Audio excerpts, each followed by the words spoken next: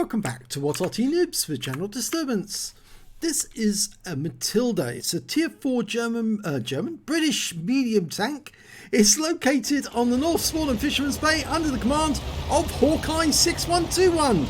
And this is his first game in this tank. Now I can tell straight away that he hasn't got the 2-pounder with the squeeze bore, which is the gun that really makes this famous. Instead he's got the 40mm, the standard 40mm. Basically the 2-pounder gun is a 40mm, but if you get to the top gun on it, the squeeze bore one, it's basically a gun that has an adapter at the end, the Little John adapter, and a special type of ammunition which is got a tungsten core inside the steel jacket, and when the round goes through the barrel it reaches the adapter and you get squeezed into a tighter, smaller caliber, and that speeds up the shell dramatically because it's basically being compressed. So the shell has tremendous penetration capability. As you can see here with the standard 40-pounder, it's got 50 alpha and 78mm of penetration. And you get much more penetration with the squeeze bore. Now the Matilda, this is the Matilda 2, not the Matilda 1. The Matilda 1 was a tank that looked very, very much like the Valentine in some aspects. In fact, actually, it looked like very early tanks, British tanks. Oh, he's almost managed to flip himself. You'll have to drive out of that, otherwise you're going to get taken out of the battle. Well, the Valentine's been bouncing rounds off his front, and you can see these rounds, they're not really doing that much, the enemy rounds. Fast fire rate 2.27 seconds, and a lot of that is down to the fact that this 40mm round is very small. It's very small, very easy to load into the chamber very quickly. A lot of people forget that the smaller the round is, the much easier it is for the loader to just keep these rounds coming at a rapid rate. And in fact it was a self-closing breach. It basically was. And there's the Valentine, and he's starting to put rounds into him now. No, it's a very tough tank, the Matilda, the Valentine. Matilda's fairly tough. In fact, there's one of these at the Tank Museum which they've recently refurbished and managed to get in full working operation, and it looks absolutely beautiful now. It's pristine condition. Now he's trying to avoid being hit by that Panzer IIIJ up there, but I think he's hiding behind the houses. The closer he gets to that Valentine, the more likely the Valentine's going to penetrate him. And the Valentine's actually got a 2-pounder as well. Well, he got 2 rounds into that Panzer IIIE, but we lost our T28E with the F30 gun. And that's annoying. There's a T28 behind that house. Here he comes. Easily go through the sides of this guy. He's mincemeat for us. You just need to keep those rounds pumping out, pumping into him. And he turned round there.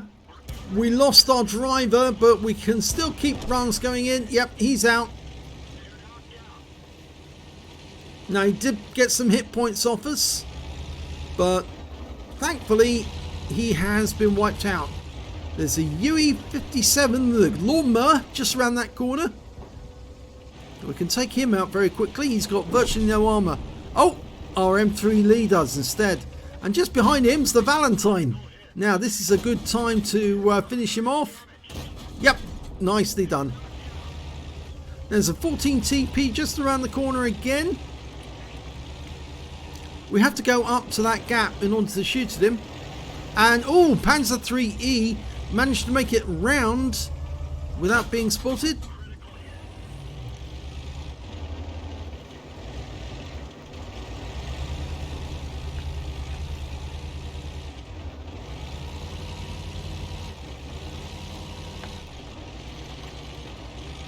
Well, there's 2 tanks behind us, so if we go this way round, it's going to force them to come into view of our teammates.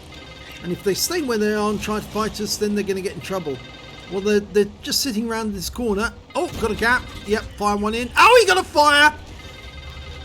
Nicely done. Now, we've got the 14 TP in sight as well. He's gone. So, there's only 4 enemy tanks left. And I don't believe there's any in the town at all. So, we're going to head south, I think.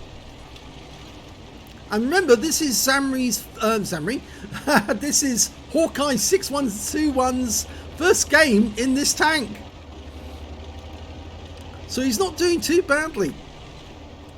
Now, something you might be interested in is that this is one of the few British tanks with Schutzen, or you might say Schutzen, shields over the tracks.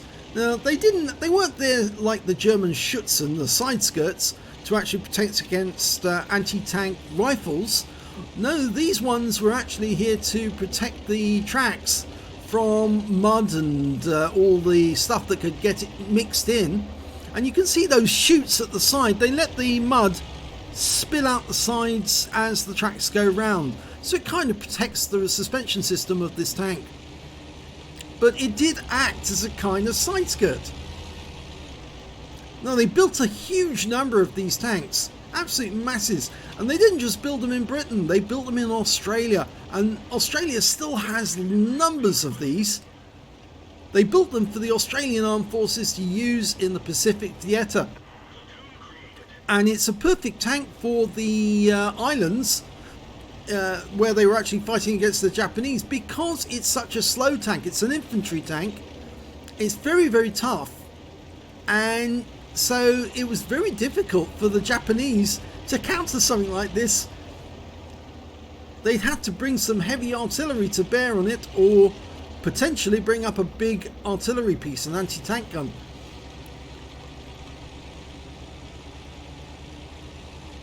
Now, the engineering inside this tank is actually quite complex. It's surprising for a tank that was built so early during the war, but it is a complex piece of machinery. Okay, M8A1 in sight. And he was an AFK, and that's it. It's all over. So 3 kills for Hawkeye and 3 kills for the Hetzer. And they platooned at the last minute so they get the brothers in arms. Let's have a look at the end of battle stats. And it's a second class tanker for Hawkeye 6121 in the Matilda. And you can see it's his first time he's got the second class because he's got the scrolls underneath. Yes, he managed to pick up a fire effect, a sharpshooter, an arsonist because he set fire to a tank and then it watched it burn. And he also got a shell proof, master gunner, duelist, and a bruiser medal. And because he platooned with that Hetzer right at the end, he managed to get the brothers in arms for getting at least 3 kills, and the enemy and his teammate got 3 kills. And the win rate for that game was 3,441. Let's have a look at the team score. He did get the highest damage in the game, but it's not over 1,000 hit points, so he wouldn't get the high caliber. 746 hit points of damage. The next high score was that T28 he killed, 740 to him. Next high score after that was the Hetzer with 584. And when it came to kills, yes, it was shared between the Matilda and the Hetzer. Both of them got 3 kills. The rest got either 2 kills, 1 or nothing. And when it came to base XP, it was Hawkeye again. So he's got the top in all 3 columns. 580 base experience points to him, 452 to the Panzer 38T, and 442 to the Hetzer. He fired 26 rounds, got 23 direct hits, 14 penetrations, damage of 746 hit points, all of it at close range. He also received 14 hits from the enemy, only 3 of which penetrated, and most of those were from the T28, who was actually trying to punch holes with him at close range. 11 non-penetrations and 592 hit points of damage blocked. He spotted 1 enemy vehicle, damaged 4 of the enemy, killed 3, and on a free-to-play account earned 12,595 credits, and after repair and ammunition resupply took away 10,760 credits. He received 580 base XP, times 2 for the first victory, took away 1,160 altogether. So not a bad game for the first game in the Matilda. I think actually my recommendation to Hawkeye would be get the squeeze bore gun, because that is the one that's absolutely lethal. Not just to tanks of his own tier, it's lethal to higher tier tanks, because it's about the only gun that will actually go through the front of a KV-1 quite easily, no problem at all, and that's a higher tier heavy. So yes, do get that squeeze bore gun as quickly as you can, because it's well worth it. So if you enjoyed that game, please give this video a like and do subscribe to our channel. Hit that notification button so you get alerted when a new video comes along. And thank you for watching.